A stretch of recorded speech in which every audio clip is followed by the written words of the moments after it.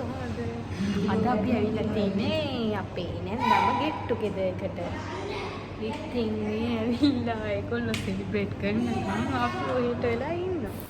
අපේ පාටි එක තිබ්බේ රත්නපුර කේතුමඩේ හොටෙල් එකේ. රත්නපුරේ ඉන්න කෙනෙක් නම් ඔයා දන්නවා ඇති රත්නපුර කේතුමති කියලා හොටෙල් එකක් තියෙනවා. මේක තියෙන්නේ රත්නපුර නිව් ටවුන් එකේ.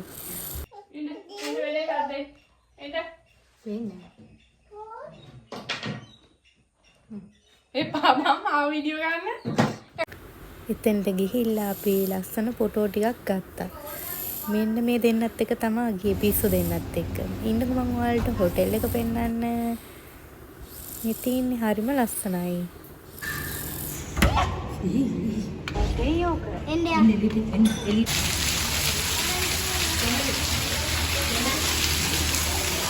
මේ වීඩියෝ එක බලන ඔයත් පොඩි බබෙක් ඉන්න අම්මා කෙනෙක් නම් දන්නව නේද මේ වගේ තැන් වලට ගියාම කොහොමද රඟේ කියලා.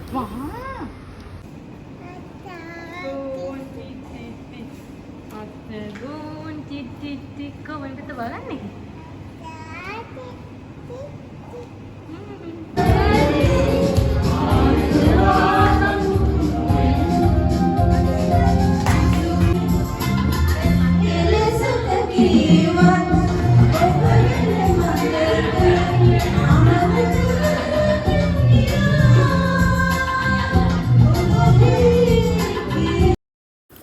ළමයි දෙන්නත් එක්ක අඩව් අල්ලලා ඊට පස්සේ අපි ආවා කන්න.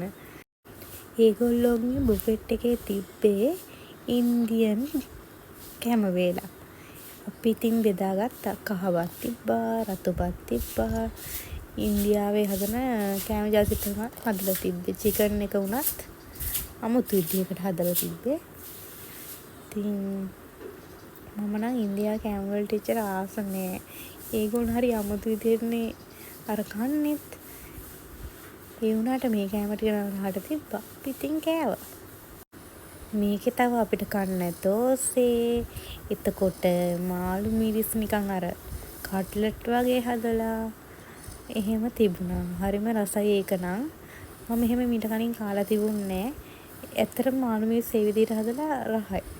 ගෙදර හදලා බලන්න ඕනි කියලා හිතුණා අප්පා. ඊට පස්සේ මම මේවත් ගත්තා.